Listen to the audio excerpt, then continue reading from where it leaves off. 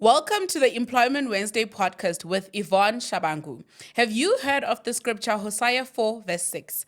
My people perish because of the lack of knowledge. The same applies to your career. When you don't know what to do, when to do it, and how to do it, you are likely to make wrong career choices. But worry not. Employment Wednesdays is here for you to offer you all the answers relating to your career and offer you strategies to develop your career. Enjoy.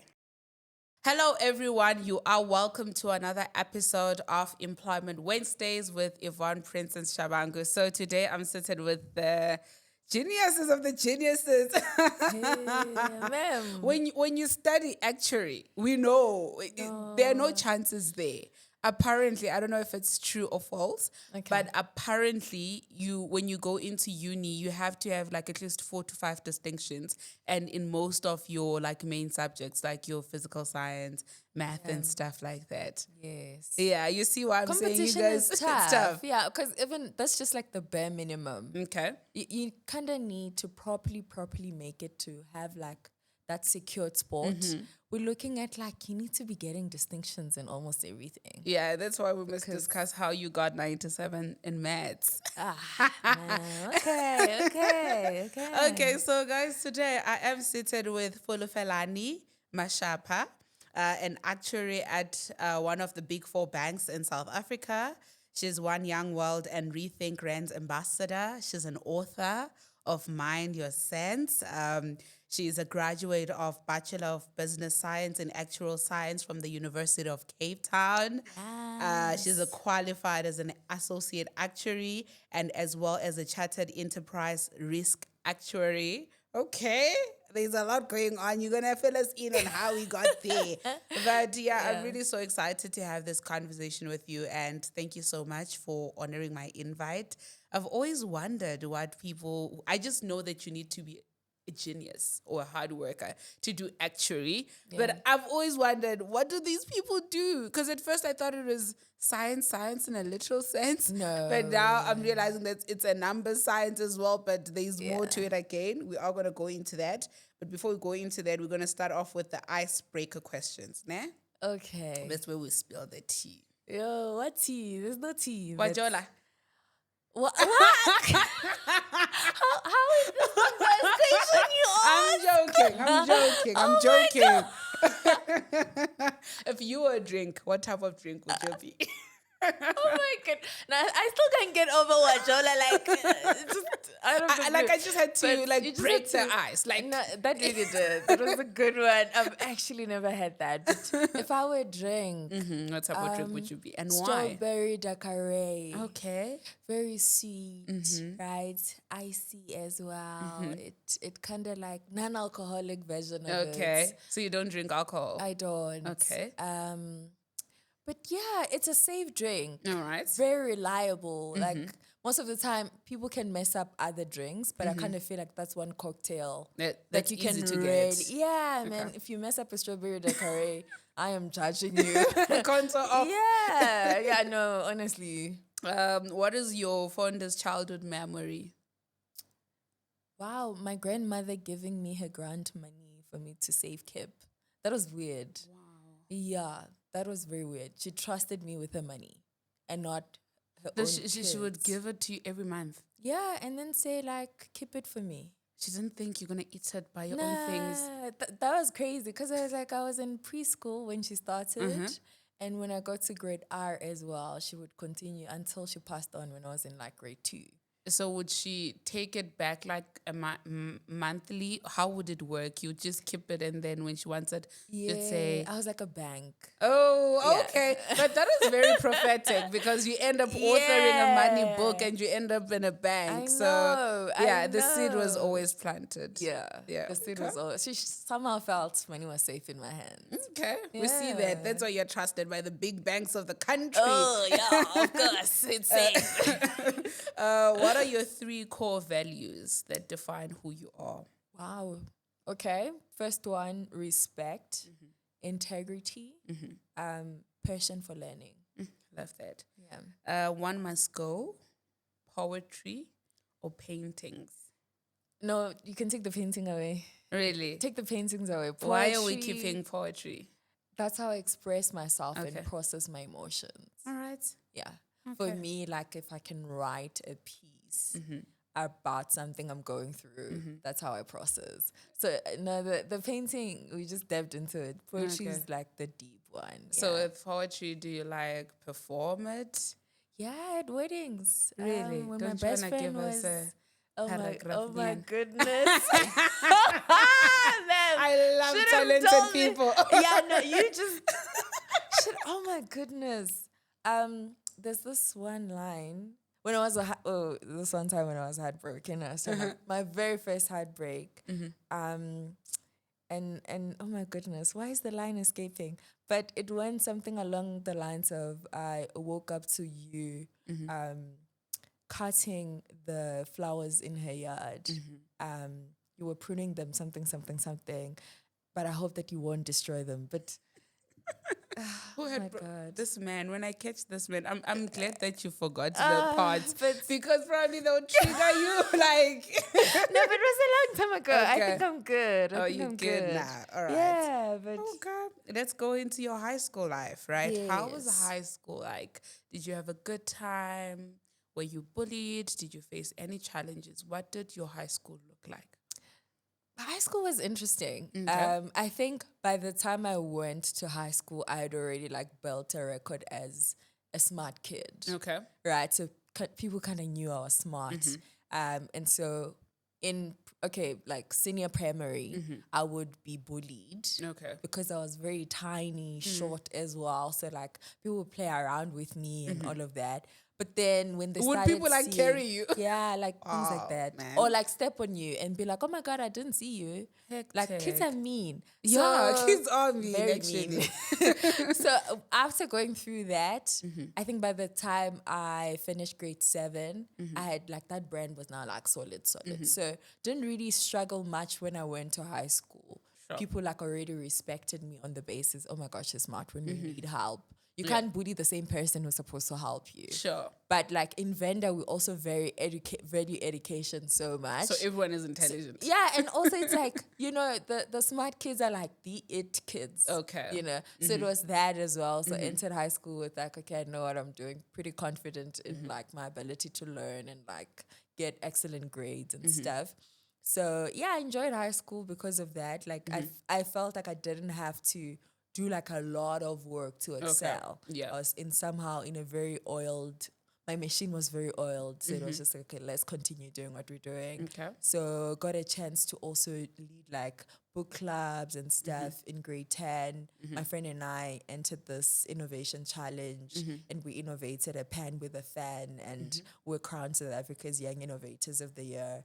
So for me, Nice. those little things, I was also into like competitions for basically around presentations or speech, basically like public speaking and all of that.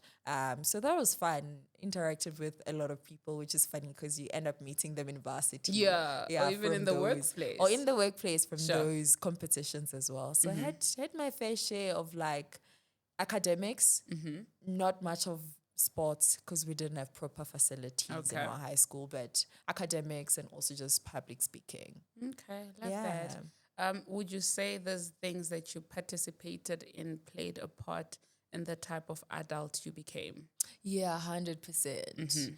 There was this Reds club as well, radically different species. So they were trying to promote like no smoking, no drinking of alcohol, prevention of teenage pregnancy, and like the spread of STIs and all of that among like young people. So I kind of felt like being a part of that group were like basically the first group that the Department of Education took in to train us so that we can come back and be like ambassadors, basically advocate for like no teenage pregnancy, no drinking, no substance abuse within our school environment, and like contributing to how can we make our school space sort of safer. Yeah. And got an award also while we were doing those trainings as like the most active learner in those spaces. And I realized that's where my passion for how can I leave the spaces that I find myself in better. I think it started there with just thinking, okay, this is our school, this is where we are. How do we fundraise to make our school a better environment for learners to learn? So yeah. Love that. So now you have about 4, 5 distinctions? I got all 7 You distinctions. got 7 distinctions, Yeah. right? Love that. How, like, what was your maths practice? Because okay, I'm an A student, right? I did very Yeah. well in matric, but I dropped mathematics in grade 11 because I was just struggling to go above 70. So I Sure. felt like it was going to compromise what my matric certificate would look like. So Okay, I you were ditched like, it. I'm not I taking went to maths chances. lit. I got my distinction because Yeah. also I knew that I was not going to go into the science stream or anything along Yes. the lines. I knew that I was going to go do law, so math is not a thing Yeah. for law. So were you practicing a lot? Do you think, was it natural inborn thing to say, I'm a smart kid, that's that? Yeah. Or was it a lot of hard work that you had to put in? Because there's a stigma in society that math is hard. Do you think it's Yeah. hard? No.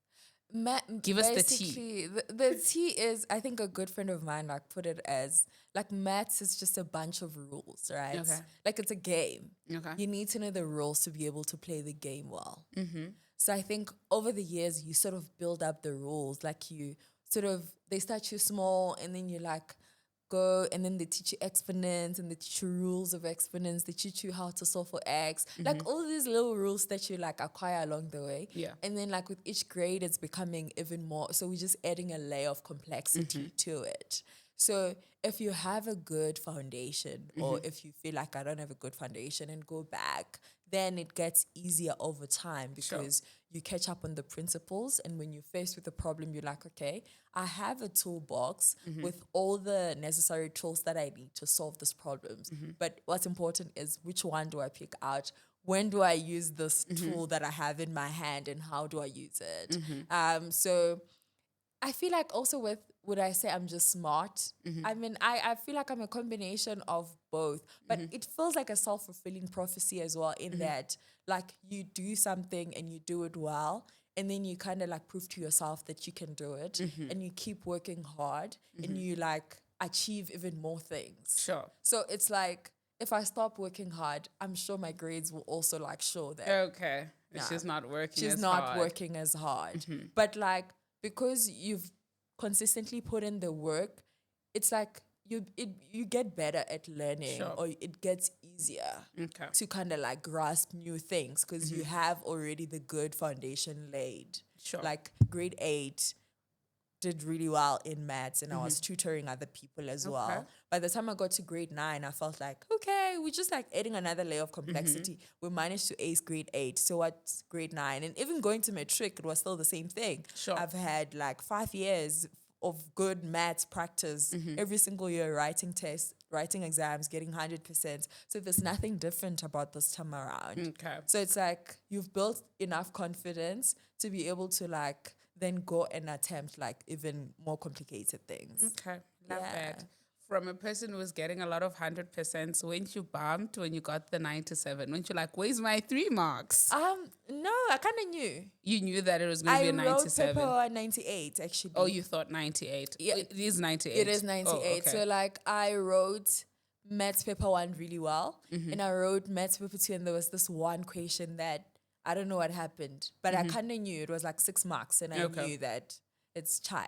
Okay, but at least you knew that you had your 90s in the bag. Yeah, no, I was like, it's fine. I'm going to let it go.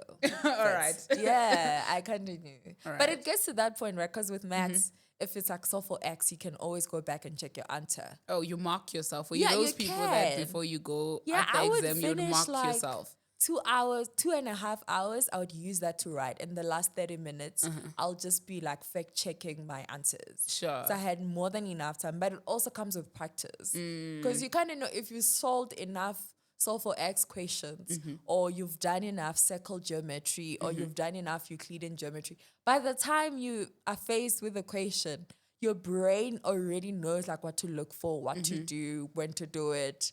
So it gets easier. Okay. Unlike if you're not prepared. So would you say it's more about exercising your brain, basically exercising that muscle? Yeah. Well, I always say I'm of the view that, okay, people like saying people are naturally intelligent. Yeah. But I think the brain does rust, so you have to do constant work of exercising it. Yes. That's why I'm also very pro reading. Yes. Because I'm just thinking, if you get to a point where you do the same thing over and over again, your brain almost becomes redundant because now we're used to it. And I think math not is a good way of challenging. challenging your Yeah, brain because you know true. that grade 10 it was this, grade 11 we just add more 12, and then in the workplace maybe we add more formulas or whatever the case may be. So have you always known that you are going to go into actuary, or there was a different plan? What was the plan? The plan was to be a pilot, if I'm being honest. I know. Wow. Okay. Well, Yeah. you have the body, the image. You do The look. plan was to be a pilot. Okay. Then what changed? The eyesight wasn't great. But no, besides that, my dad was like, pilots are like glorified taxi drivers. When they catch You're you. too smart. You're too Yeah. smart. When they catch me, they're gonna kill me. Like, you're too smart. Go do something that will like challenge you intellectually and sort of like force you to get out of your shell a bit. And then my maths teacher was like, "You're good at maths. Why not actuarial science?" And I was like, "What's that?" Then I started doing my research and all of that, and I was like, "Okay, this thing is challenging. You know, they say we're going to be paid well. Not like we have less than like 4,000 qualified actuaries in South Africa. So I'm Really? also thinking it's a small elite group of people. No, you need to put us on today. Yeah, Like, so why not? yeah. Yeah, so I decided, let me pursue it. Spoke to like a couple of people who were in varsity with my sister at the time, and they were doing actuarial science, and they're like, yeah, you're going to love it. If you're a med squeeze like us, amazing stuff. Definitely you have what it takes. And that's when I decided grade 9 that I wanted to be an Also actuary. from grade 9, you built that idea into your mind to say, okay, Yeah.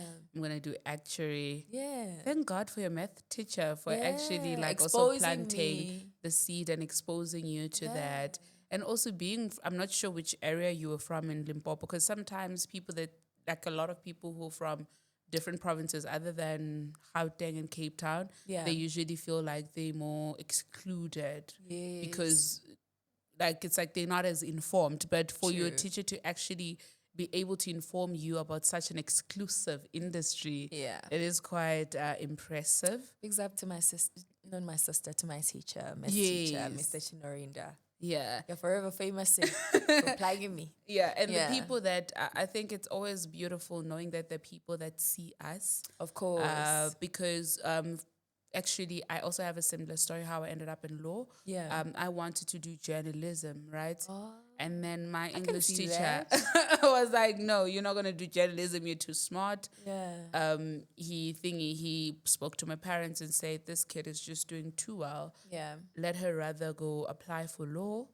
And then with a law degree, she can always become a journalist. But with a journalism degree or BA, she can't be a lawyer or an attorney or an advocate. Yeah. And I'm also so glad that I could yield to his advice and also for him to be able to actually see me. So it's nice having teachers that see you. True. And my hope and prayer is that we have more of teachers like that actually see beyond what we think we know. Teachers that observe kids, you know, whether it's smart kids or whether it's kids that are great at their hands, great at art or whatever it is. But I think it is important to instill that idea and encourage that people do what they're great at. True.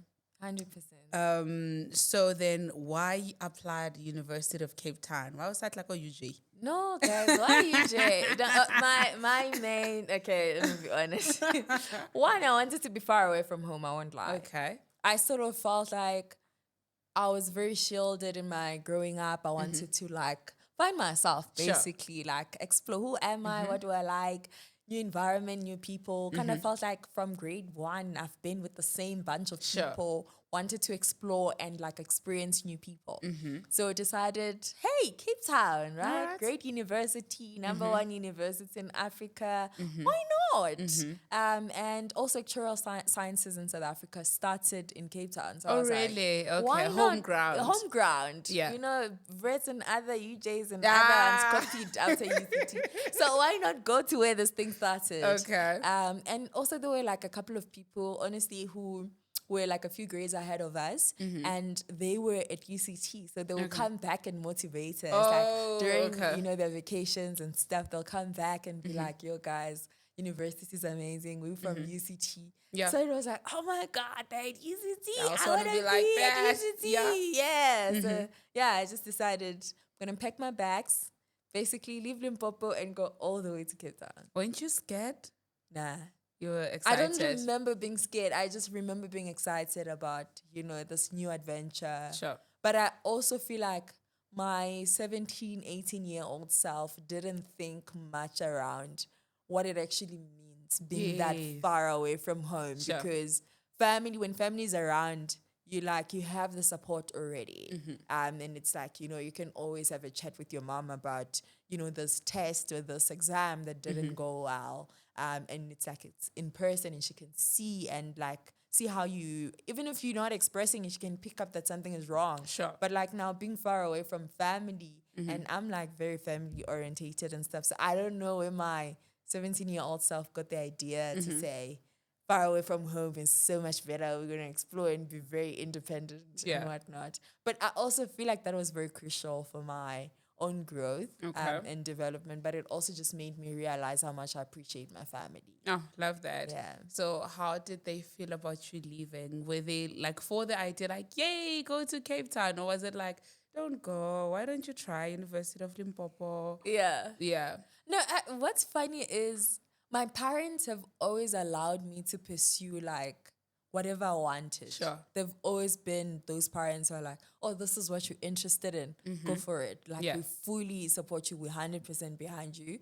And so even with the decision to go to Cape Town, we never had the conversation, why not Joburg, Wits and other universities that are closer? They're okay, if Cape Town is where you want to go study, then we fully support you. Sure. They just trusted my decision and trusted me enough to say, no, sis, go ahead. I love that. We're here for you. Okay. And then I think that has also helped shape the person that I am today.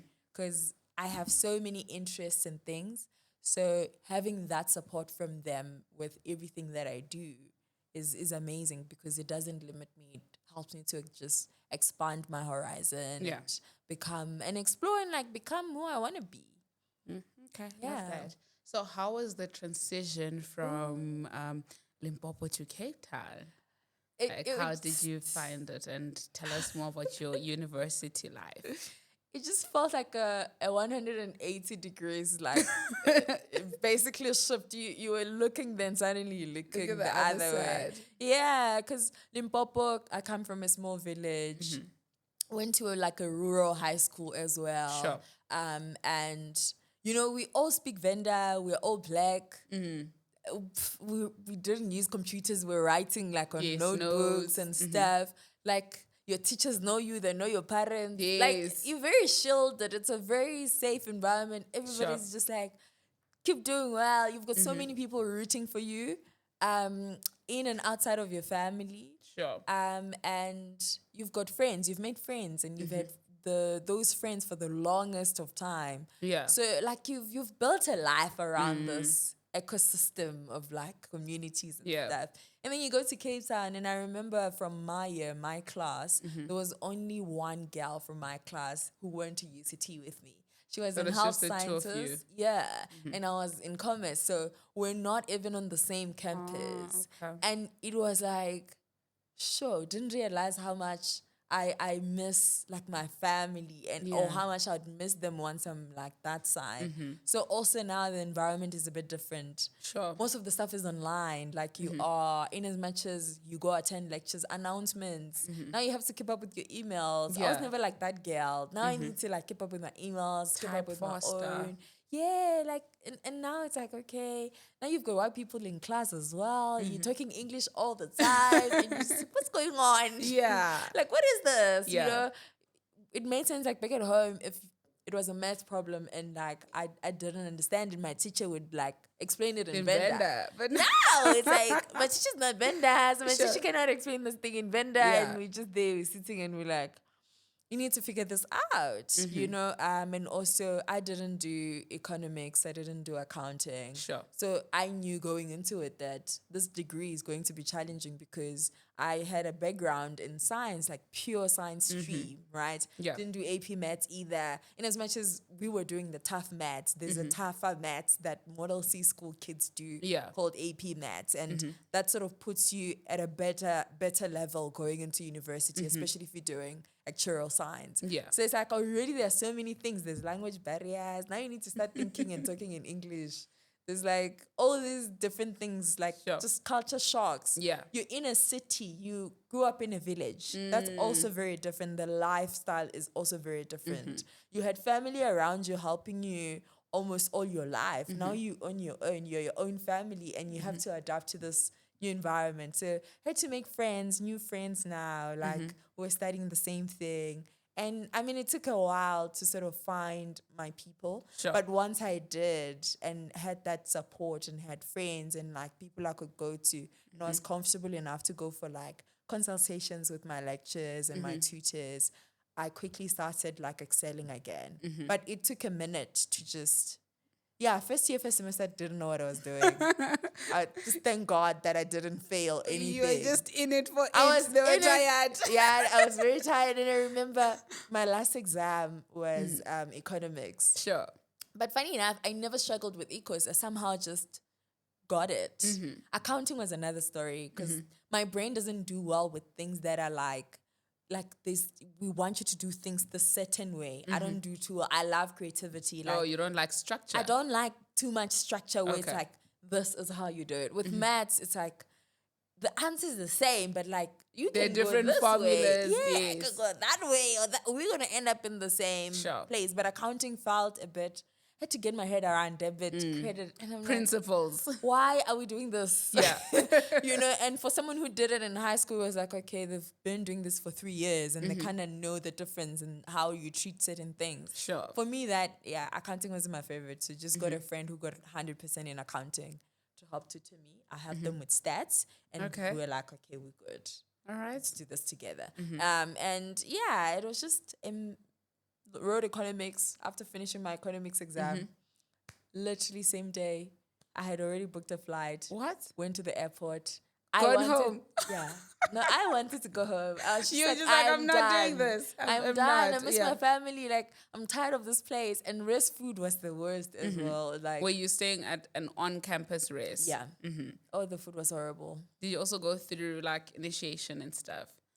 I tried to weasel my way out of the hectic stuff. Okay. Yeah, because there was also this thing that we had to do where we had to wear plastic and sell magazines.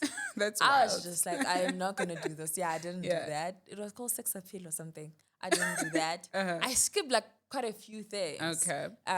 But like it was the things that I didn't understand that I was just Okay. like, nah, I'm not gonna do that. Yeah. But like our initiation wasn't that hectic for the res specifically that I Okay. wasn't. It All wasn't that hectic. That was just the one weird thing that we had to do. But Okay. the other ones were just like braais and like parties and meeting like res mentors and res tutors and just knowing where stuff is, who Sure. to talk to regarding what. That was simple. But that whole thing of wearing plastic, that You're was the like, one not I was me, like, child. I'm not about to go and be on the street and wear plastic. And be selling magazines also. Nah, I was just like, this I is didn't fine. get it. I honestly didn't get it. Yeah. Some of those things you wonder if it's for building character, it's Like, for wasting no, time. What why is it must for? I wear plastic? Like, it doesn't make sense. What would you say is one of your favorite memories of university?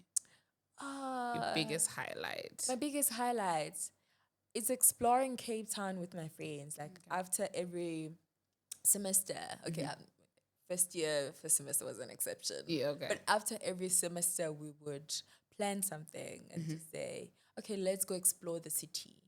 For me, those were the highlights. Or like, let's go to the beach, or like let's go hike. Okay. Yeah, so just like, Little connecting with things. my friends outside of, the university environment. For me, those were my highlights. All right. To a Yeah. person that wants to enroll for actuary, what are the requirements? You really need good maths marks. Okay. And I know like they'll say the minimum is like what? Some universities will say 70, others will say 80. But it's mainly maths and English. But I know with VERT, you also need like an 80 plus for physical sciences. Oh, really? Yeah. So you need to make sure your maths, your science, and your English is like on par. Okay. Need to be like 80s plus. But also now it's tough because if people are coming with 90s and 100s and you've got 80s, Yeah, it's tricky. Yeah, so you also need to make sure that, you're doing the best you can, but you Yeah. can still make it even with 80s and stuff. You just need to be aware that competition is tough. Like getting in is really tough. And also if you want to go to a place like UCT, you can't afford to be doing the bare minimum. Like Yeah. you need to be working really hard. And I'll also say if you are fortunate enough to like sort of mix streams as well, right? Add accounting and economics, chunk out geography and what's the other one that we do? Chunk Is out it history? No, we did geography, physical sciences, mathematics, life sciences. So check out life sciences and geography if you're like 100% sure that you want to do actuarial science. Because I know people would put actuarial science or medicine as first and second option. Then you need life sciences and all the other Yeah. stuff.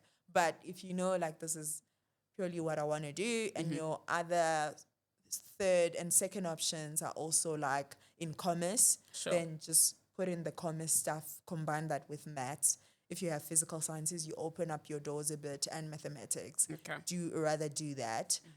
And if you can do AP maths as well, if it's offered in your school, that will make your first year mathematics in university a whole lot easier. And that just sort of puts you at a good sort of starting position so that going into it, you are sort of familiar with the concepts and the principles and you're not learning a lot of things from scratch. Okay. But also I've seen people who did economics and accounting and AP maths and still didn't make it through first year.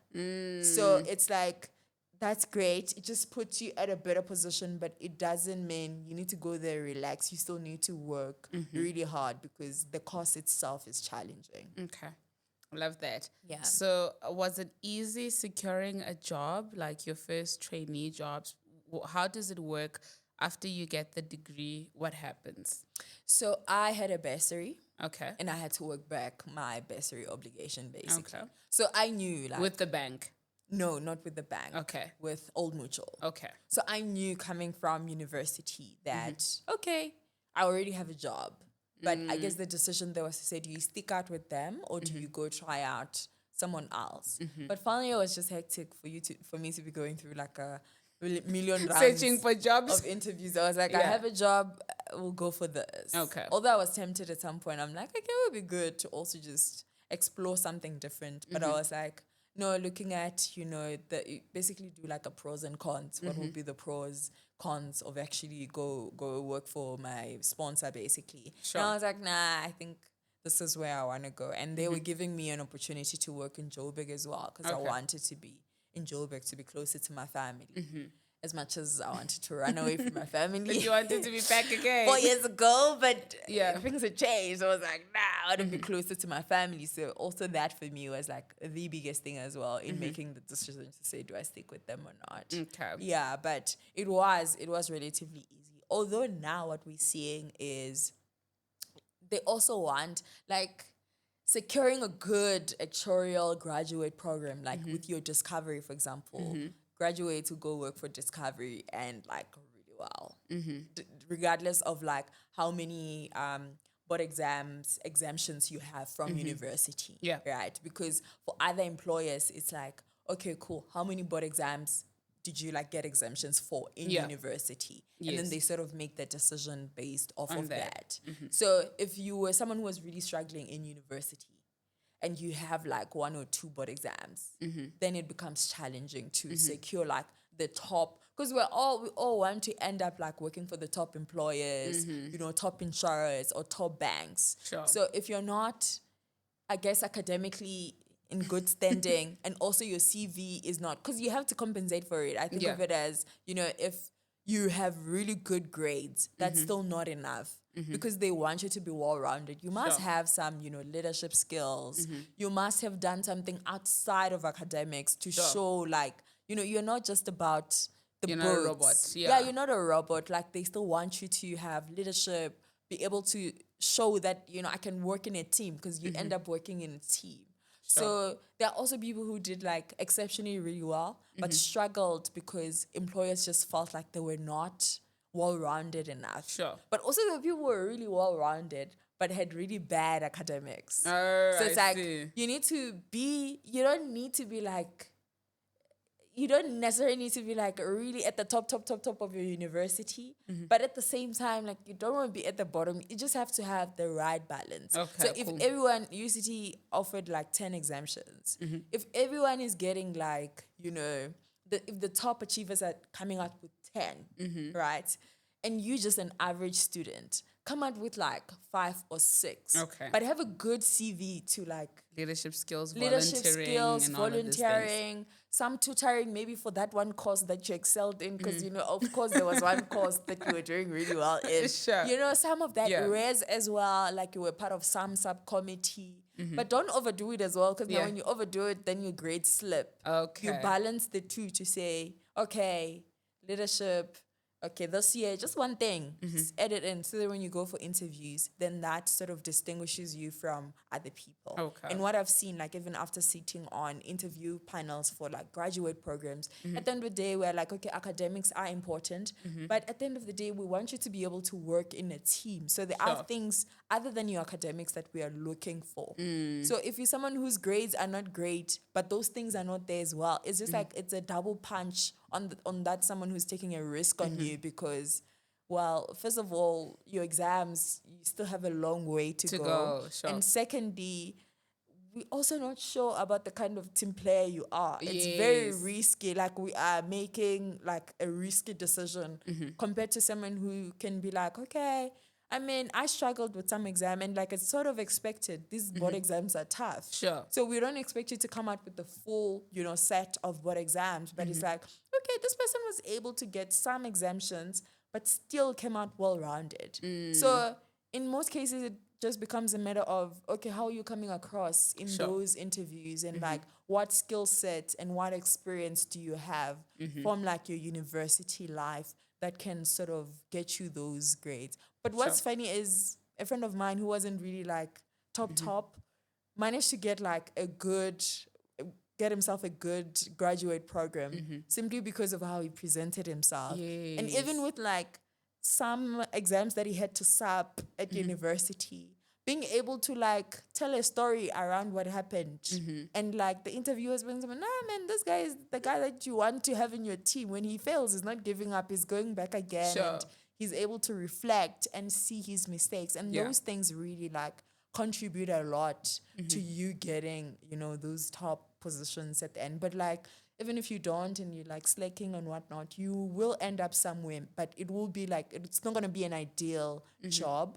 It will be maybe a smaller consultancy that just wants people with your skills or with that degree and stuff. And it will also take you longer then to like finish up all the other board exams and other things you need. Okay. But job security is there. Oh, all right. Love that. So looking at the board exams that you guys need to write, how many board exams do you initially write? Or is it dependent on the exemption?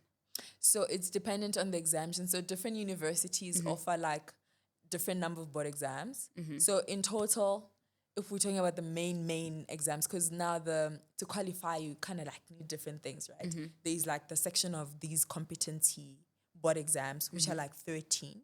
13. Yes. Is this outside of university? No, you get some from university Okay. as well. But different universities, like UCT, when I did it in 2019, they used to give you like 10 of them, and then the syllabus changed and 2 subjects were combined. So now UCT only gives you 10. And then you have VERT that gives you like the highest number of exemptions basically at university, which is like 12 out of the 13. UP gives you like 11. And then UFS, I'm not sure if it's like 5 or 6.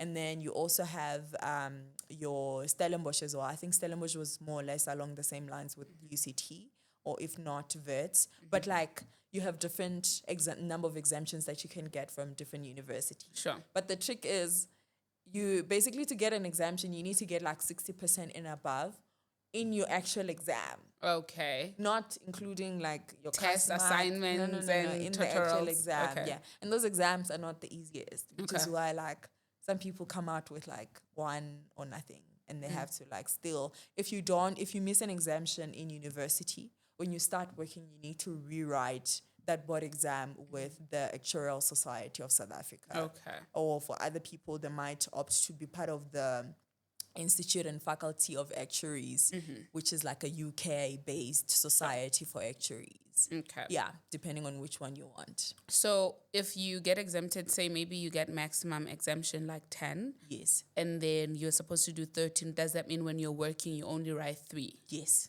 with whichever board or society that you want to write with? Yes. Okay. How tough are they? Are they like No, tough? they're really tough. I mean, come on, look at it this way, right?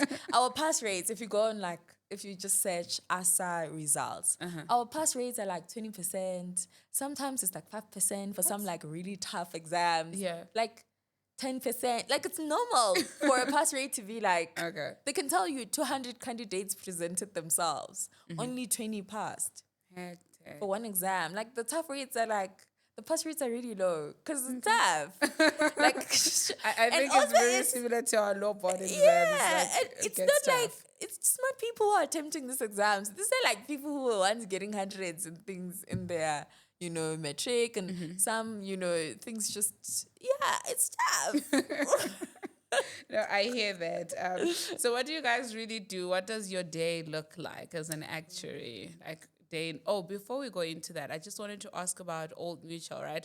Did you apply for the bursary when you were in matric, or was it a thing of you did so well, then they offered you the bursary? Oh, I had to apply. And I Okay. think that's one, our teachers use it to motivate us, like back at home, I remember. But I think we also need to emphasize it. Teachers will be like, no, like perform really well. Bursaries will come knocking at your door. It Doesn't work like doesn't that. work like that. Yeah. Like I had to apply. And I remember I applied for a couple of bursaries. So you just say, okay, I need a bursary for my third and my second and my first option. And like you'd find people who do really well, but they haven't secured a bursary. And it's like, your parents won't be able to cover the UCT. Like UCT was expensive. During my time, I remember a year we were like paying close to or over 200K. Ooh, shucks. So every year, I'm like, my parents there was no way that they were could going to be afford, able to afford to pay 200K every single year until like I finished my degree. So it's like you need, when universities open their applications, bursaries also open as well. So you have to be proactive in, getting those bursaries before even your matric results come out. Because they look at like your grade 11. Some might say, okay, how's your grade 12 June results looking? And then they can like take you on that basis and then wait for your final results. Others will wait for the final results to give you like the final response. But like I remember by the time I wrote my final exams, I already got my bursary because that's how Old Mutual works. They do it like the year. During the year, basically, they already interview different people and then they give you an answer. By the time you go for your trial exams, you know where you stand. You know where you stand with them. And then if it didn't work out, then you can try other bursaries as well. So when we were busy fighting for NSFAS, you were just chill. No, I was chilling. Having a time of your life. I'd already signed my contract. So I was like, yeah, I knew what I'm going to be getting on a monthly basis. I know my benefits and all these things. Yeah. I love that. So guys at home, make sure that you do apply for bursaries as early as possible. Yeah. Google is your friend. Go and Google bursaries in law, bursaries in actuarial science, bursaries in whatever. Some companies do give like overall bursaries, but I do know that some companies give specialized bursaries and stuff like that. But Google is your friend and start the applications. If you're not able to complete, because I do know that some people find it challenging or they feel like it's admin. As you grow, admin gets more and more. It never gets any less. So you better start training yourself. If you're unable to apply, ask people that are from your community that are in higher grades or your family members. Let them help you complete the forms. And also, I think it's a good way I love that bursaries, some of them, they interview you and all of that. It's a good way to kickstart the ideology of becoming an adult. Because it becomes a first interview. By the time you get a job interview, you have an idea of how to articulate yourself, how to present yourself, how to dress, how to speak, and how to have a particular confidence. Because I think I love what you said about your friend earlier on when you say that in as much as he had not done well, but there was a way that he told his story. And sometimes it's just that. Sometimes you have the charisma. Sometimes, and that's why if you have to have something that fights for you. I always say I could fumble, but you better not get me into an interview room because I'll blow your mind. Yeah. You're going to be forced to hire me with my whatever grade that I have. So you True. must have that one strong skill that you can use to actually make people like you or make people want to choose you. And when you're chosen, also, even though you fall short, make sure that you bump yourself up, because also it's a pity that you're able to speak for yourself and then when you get to the job, you sleep on the job. Yeah, no, you you know? don't do what you said you were going to do in the interview. But I think also with just the interview tip, something that I remembered as you were talking is just around, we often say, especially in our world now when we like interviewing and stuff, we always say, you can teach someone how to like run your profit models, your cash flow projection models, and how to do the work. But you can't teach someone how to have a good attitude. Sure. And most of the time when we're really hiring, when we're gauging your potential, we really base that decision off of your attitude towards work, your attitude towards life, your attitude towards failure, your attitude towards challenges, all these things, because they sort of give us an indication as to, okay, life is going to be challenging. We all know that, but like, how does this person like come out of things? And also a big part of you telling your story is influenced by your attitude towards yourself and how you present yourself. So, true. And I even think, man, even your attitude to success, Oh, because yeah. I think many times we focus on things we can't do or things that are negative. Yes. But even beautiful things or positive things can be chaotic. Yes. We've seen people that were amazing people, but as they get promoted or as they grow in their career, they become arrogant. Yeah. They treat other people badly, or they become the people They that we don't, they forget where they come from. So I think your attitude is very important overall. Yeah. And then now you move, you work your time. How long were you at Old Mutual? Around 2.5 years. 2.5 years. How do you end up at the bank? Then you can tell us what your day looks like. How did I end up at the bank? Honestly, at the time, it was a matter of I've been in this role for like 2.5 years. Sure. And I started looking. Okay. But in my looking, I was looking inside the company and outside of the company. Okay. And I think at the time, I was really curious around how do I, perfect my technical skills such that I'm able to run a lot of the actuarial processes from like end to end, right? And I always had a frustration with, my employer was very big. So you rarely could see things from end to end. It almost felt like you were always part of just the a chain. small part. Yeah, and then it goes to someone else, to another person, to another. I hear that. Yeah, so I sort of felt like very early on in my career, I want an environment that will force me and challenge me to like learn and grow. And by how you do that, you might need to. Then I had conversation with my mentor and stuff, and she was like, you might need to move to like a place that's a bit smaller, like the way the actuarial team is a bit smaller, where if we're saying this person is running a valuation of an insurance company, they basically see everything from input and they prepare the inputs and then they run the model and they get the results and they then interpret the results and then write the reports based on the results and do presentation. That's an environment that I sort of felt like I really wanted to be in. And also I had pushed through like majority of my exams at the time. I was left with like one. And I was like, this would be a great opportunity for me for that last exam to get the experience as well, where you're able to see things from like start to finish. And yeah, one of the big banks pulled through and I had to have a conversation with my manager to say, hey, really loved working with you guys, but I'm sure it was a big girl type of conversation, because I think there's always a loyalty complexity. Yes, where you of feel course. like, these people, they kickstarted my career. I mean, It's they good, I'm believed in betraying me them. before. What's going on? What are they going to say? But Yeah, I'm glad that you were able to have the conversation with your manager. And it's one of the things that I always encourage people. I know that we live in a culture where there's a lot of toxicity in the workplace, particularly in the corporate spaces.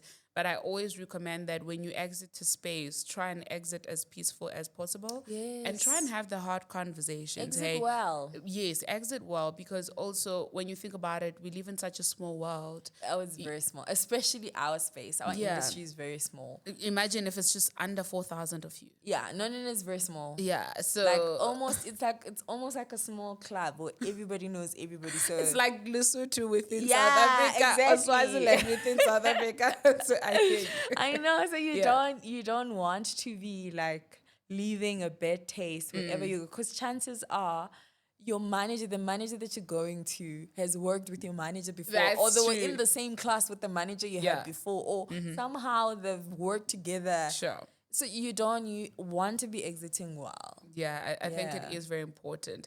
So now you go into the bank. What does your day look like? What do you guys do? Like, Interesting. So I guess with actuaries, it's very different, right? It's basically based on which company do you work for, Sure. which team you're in, because then that determines like what your day to day looks like. Okay. So when I moved over, I joined like a strategic actuarial project, Okay. right, which was very technical. In that we just gotten a new reporting standard. So we were trying to basically transform current processes, models, and systems to be compliant with a new reporting standard. Okay. So I was like, okay, that space would be very, interesting. And like the learning curve in that space would be very steep, because I first need to understand what they're doing currently before Sure. we even think about, moving to a new like reporting standard. And also there was a bit of, I love variety in my work. Like I'm easily bored. I'm not the kind of person Same. that would do the same thing over and over again. Like I'll just be bored out of my wits. So I felt like, because it's like a project based kind of, piece of, position basically. Today we are dealing with valuation models, and we kind of like tear them apart, and we decide, okay, this is what needs to change, or like let's just build a new model altogether. So for me, I felt like, okay, then I'll understand the previous standard and the new standard, and I'll also get a deep insight into the modeling part of it as well. So Sure. yeah, I ended up there. I think I did that for 2.5 years. And it just felt like the hours were long, given like the deadlines and whatnot. And I think at the time, we just develop and then we deploy to like other business units, and they continue with the work. And I was like, okay, I feel like I want to be part of now the business units that are implementing, all of this. And I've been doing that for like 1.5 years. But yeah, I also feel like I'm missing that variety again. So I might be making a move soon as well to say, where else Can I go? Can I go to just expand on my experience? Because I feel like I'm too young to be bored by my work. Sure, makes sense. I'd rather get exposure to like something new, something different that I will add to my skill set, rather than just sit and be like, oh no, I know what's coming. I hate knowing what's coming. Okay. I want to live in the gray, and the like, we're anticipating what's coming, and we're like, yeah, also the pressure. I love the pressure as well. Okay. Oh, you work well under pressure. I work well under pressure. One of those, like, I just tend to hyper focus. Okay. Like when I know I need to get stuff done, like I just hyper focus. But also I've realized you need to also balance that out, because your body cannot sustain you For a long time. Like you get exhausted. And when I moved from that team, I sort of felt like I was about to get burnt out. So I was like, crashing. okay, Yeah. I need to find a way to sort of balance it out, to say we need to be, let's get this thing done, and then also find time to rest and recover. Like the recovery part of it is very important. Sure.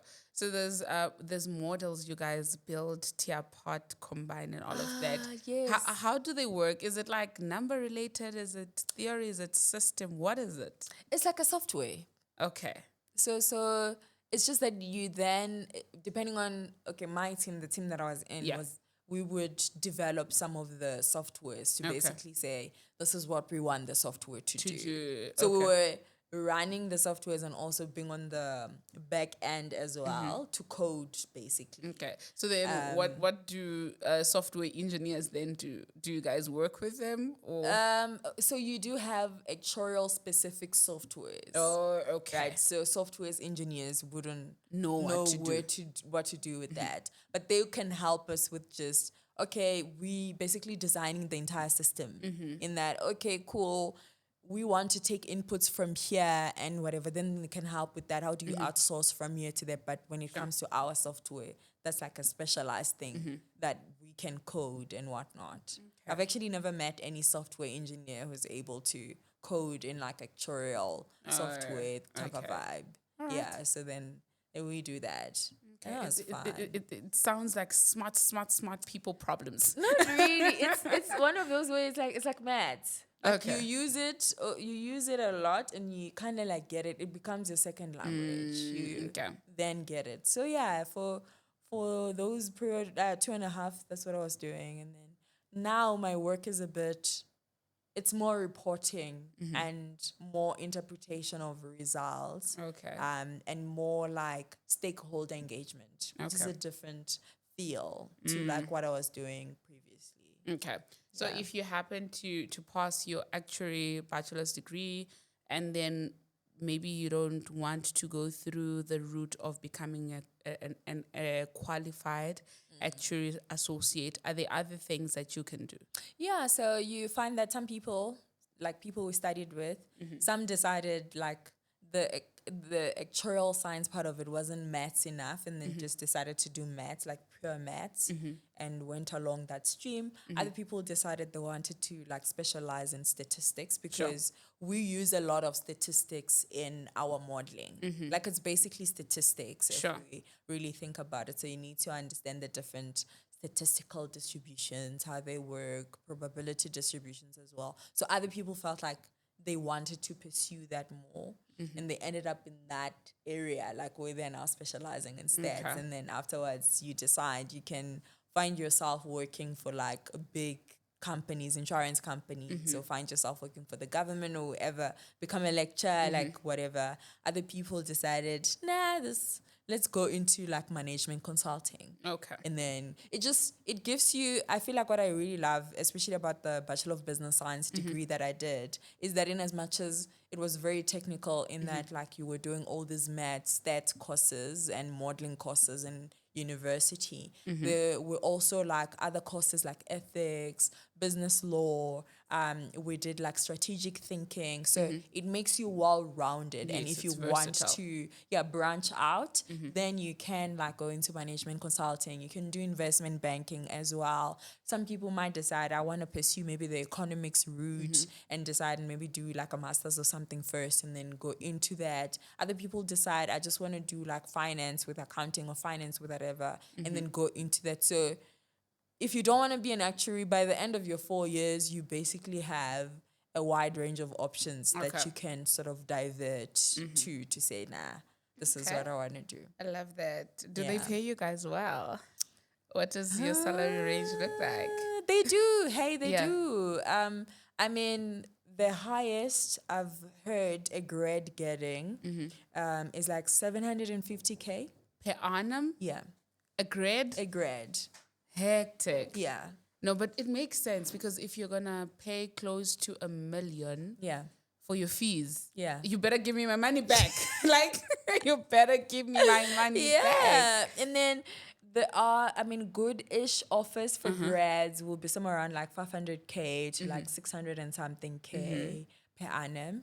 And then for people who, the other category where you like, you don't have a lot of number of exams or you don't have a lot of number of exams, you can't score like the top basically positions, grad programs and stuff, then those are the people who might be somewhere between like 350 all the way to 500. Okay. That's where like where your bare minimum looks like. So yeah. anything from 350 But if you're getting to above. 350, I'll be concerned. Maybe somewhere around 400, Oh, honestly. okay. 350, that would mean either you are grossly being underpaid Okay. or you just didn't negotiate It's well. it well. Like you got a job offer and you just accepted and you Okay. didn't negotiate. Yeah. And also like maybe you don't even have, you have like zero exemptions as well.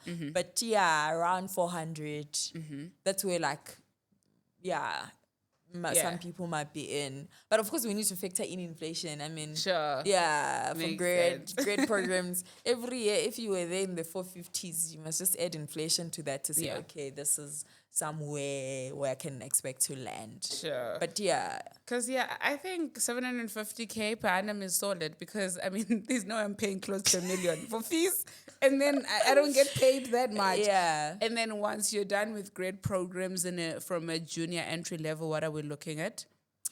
Once you're done with that, now it becomes a thing of, because with us, it depends on the number of exams, right? So if you're passing your exams really quickly, then you can, because if you like qualified and stuff, the average sort of salary of a qualified actuary and stuff, it's somewhere around the range is somewhere between 1.1 million and like 1.3. Okay. Right? Regardless of like your experience and whatnot. Okay. That's like more or less where a lot of people would be sitting. And then with more experience, then you would start You like increase building from there, right? So if you find that you're a grad, say you started, of course, if you're finishing quickly, it means you had basically, if not all your exams, you were missing one or two. Yeah. And then like you start now, they will bump you up to like around 800. But by the time you are done with your exams, you're very close to $1 million, if not above $1 million. But that also depends on, your company, their study policy, their structure. Some companies are very like bureaucratic where they will hold you on the fact that you're still a grad in as much as you finish your exams quickly, you don't have the experience. Sure. So you might find like someone who's done with exams who's still earning somewhere around 600. I see. But now for such people, I always say like move. Yes, move. That's the only way you're gonna like catch up. Because now people who say someone entered with 5 exams, and because normally with grade programs, you might find that the difference between us, we have the same base and then they add exams. Other companies is like we're all being paid the same package. And I had 1 exam left and I don't negotiate or I don't move. And so now like I'm at 700.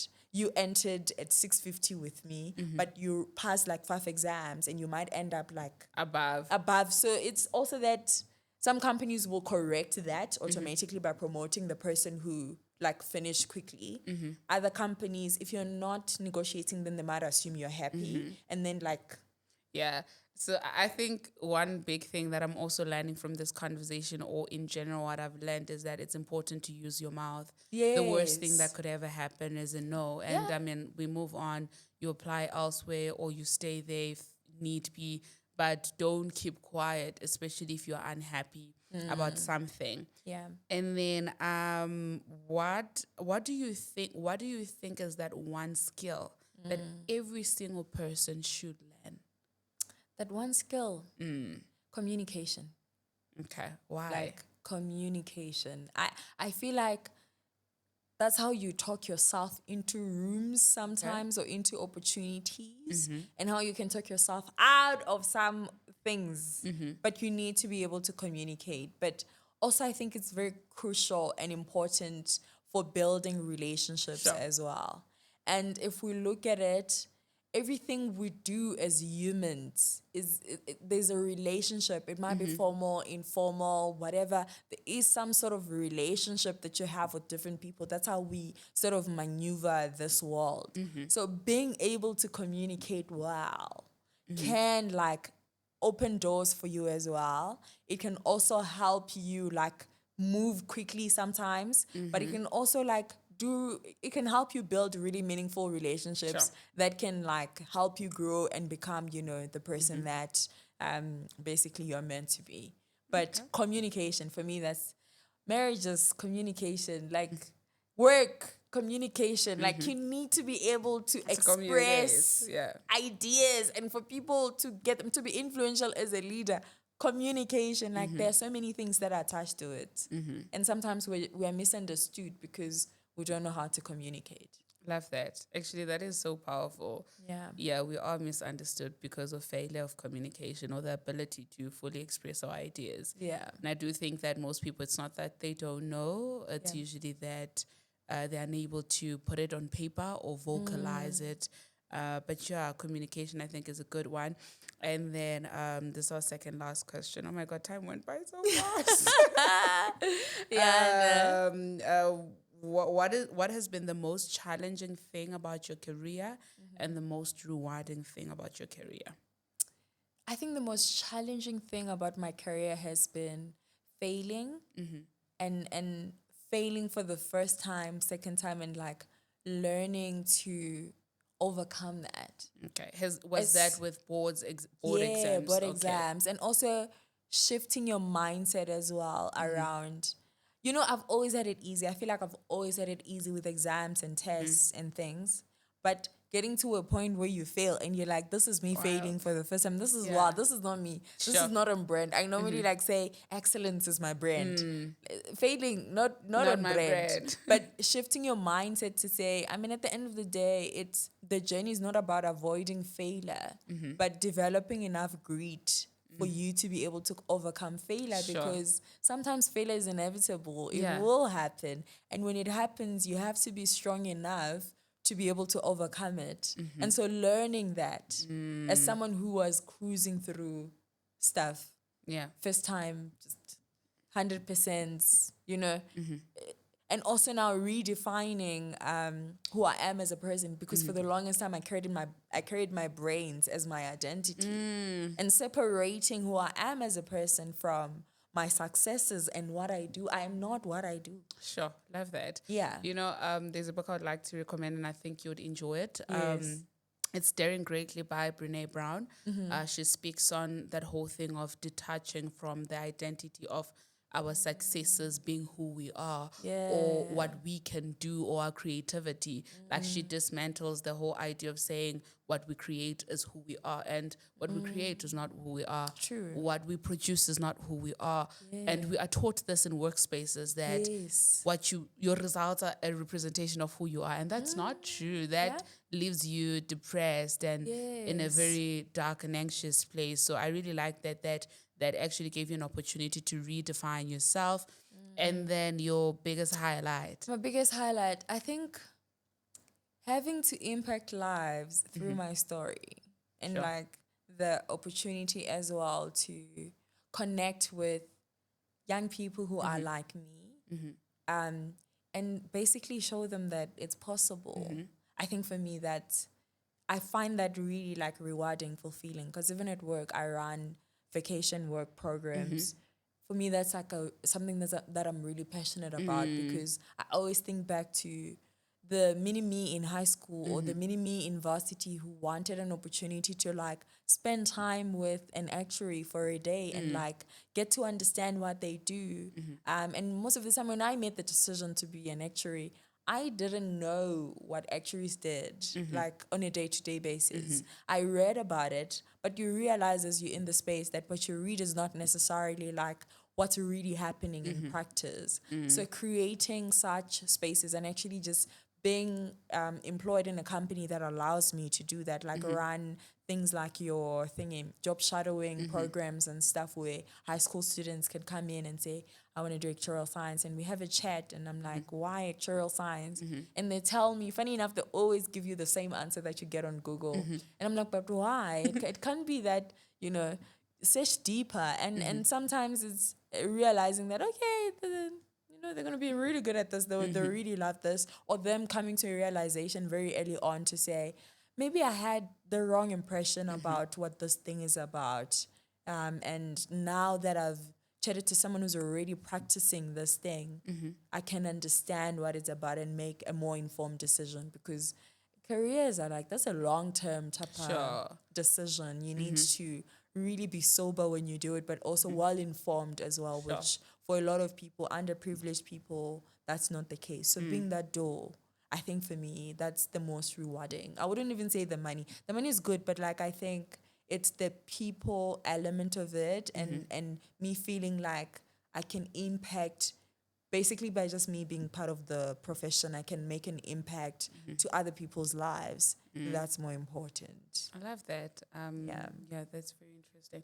And in closing, what is the season of your life? What is the season of my life? This one, we're calling it recovery. Okay. Yeah, No, love that. it's recovery. Yeah, this is a season of recovery. Like a recovery in, I've always struggled with rest.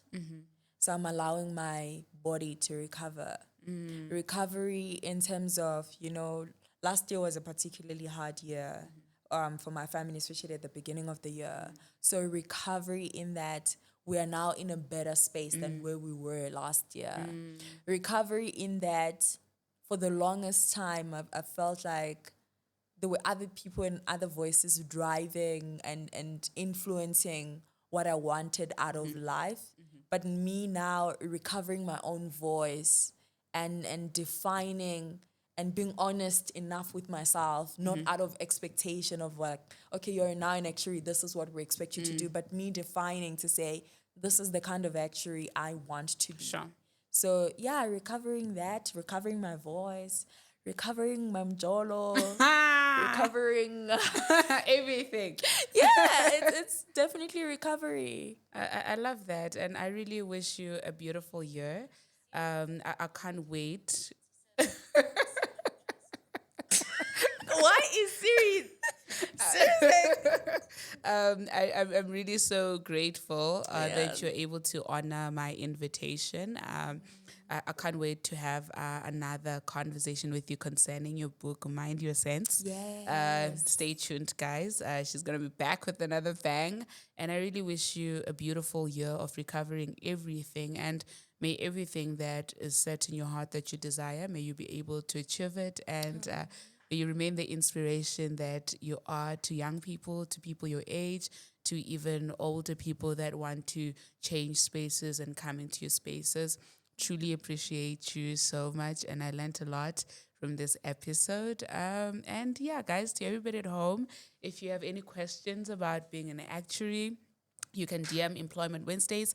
I'll forward the questions to her, then she'll be able to answer. Then I'll share them with you guys. Do not forget to like, subscribe, share, and comment. Bye.